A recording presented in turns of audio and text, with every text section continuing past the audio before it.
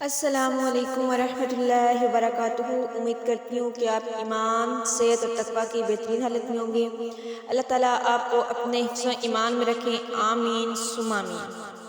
آج کا سوال ہے، رسول صلی اللہ علیہ وآلہ وسلم کے ساتھ محبت سے کیا مراد ہے؟ قرآنی آیات اور حدیث کی روشنی میں وضاحت کرنے چاہتی ہوں میں۔ رسول صلی اللہ علیہ وآلہ وسلم کے ساتھ محبت۔ رسول صلی اللہ علیہ وآلہ وسلم کے ساتھ محبت مسلمانوں کے ایمان کا تقاضا ہے۔ جس طرح اللہ تعالیٰ کے انسانیت پر بے شمار احسانات ہیں، اسی طرح رسول صلی اللہ علیہ وآلہ وسلم بھی انسانوں کے محسن ہیں۔ آپ صلی اللہ علیہ وآلہ وسلم کی بدولت ہی ہمیں ایمان کی نعمت میسر آئی ہے۔ آپ صلی اللہ علیہ وآلہ وسلم نے انسانیت کی بھلائی کے لیے بہت زیادہ تکلیفیں اٹھائیں۔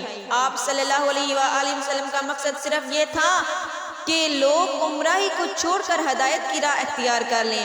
ان احسانات کا تقاضا ہے کہ آپ صلی اللہ علیہ وآلہ وسلم سے بہت زیادہ محبت کی جائے۔ آپ صلی اللہ علیہ وآلہ وسلم کی محبت کے بغیر کوئی شخص بھی کامل مومن نہیں بن سکتا۔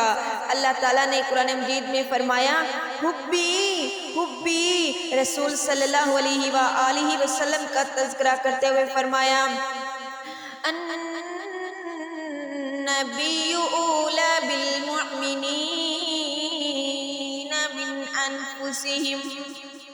رسول صلی اللہ علیہ وآلہ وسلم مومنوں کے لیے ان کی اپنی جان سے بھی زیادہ محبوب ہیں۔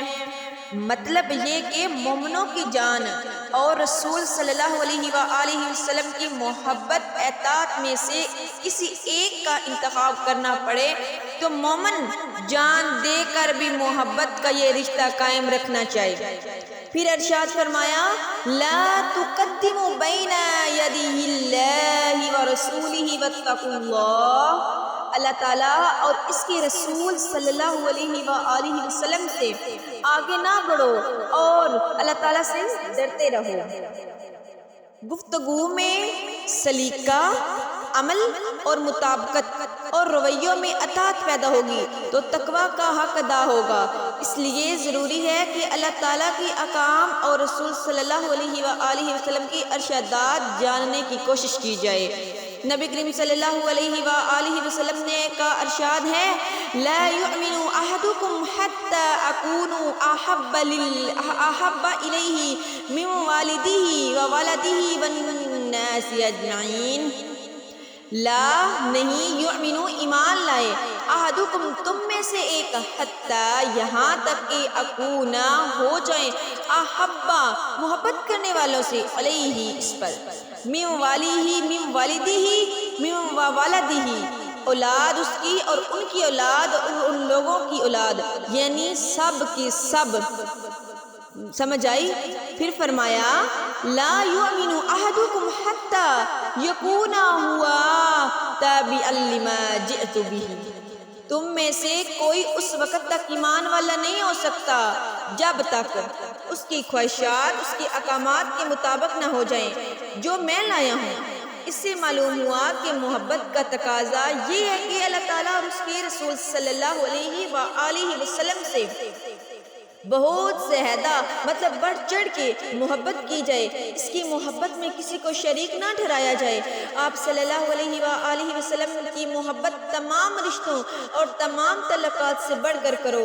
آپ صلی اللہ علیہ وآلہ وسلم کی اطاعت، پیروی، محبت کے اظہار کا بہترین طریقہ یہ ہے۔ اس کے بارے میں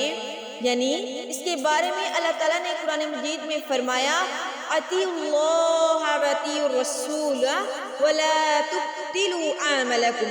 سورۃ محمد کی آیت نمبر 33 میں فرمایا، اللہ تعالیٰ اور اس کے رسول صلی اللہ علیہ وآلہ وسلم کی اطاعت کرو، اگر جس نے نہ کی وہ اپنے اعمال کو ضائع کرے گا۔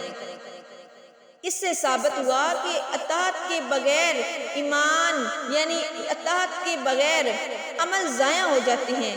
جو شخص آپ صلی اللہ علیہ وآلہ وسلم کے احکامات پر عمل کیے بغیر محبت کا دعویٰ کرتا ہے تو وہ جھوٹا ہے۔